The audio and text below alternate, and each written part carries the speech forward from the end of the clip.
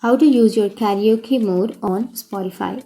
So if you want to use the karaoke mode on Spotify, then first open up your Spotify application, and once you've opened, you can go for the search, which will be on the upper left.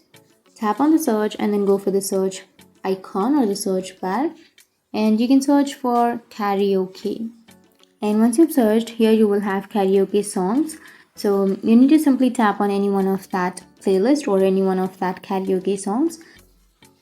Once you've chosen, tap on the play button, which is on the right side.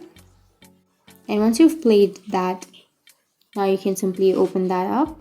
And here, if you scroll down, then you will find the lyrics here. So if you have that karaoke option or karaoke mode on your Spotify, if you have the updated version, then you will have the lyrics and you will have the karaoke version of your Spotify. So that's how you can use your karaoke mode on Spotify. And if you have any questions, feel free to comment below. Thanks for watching.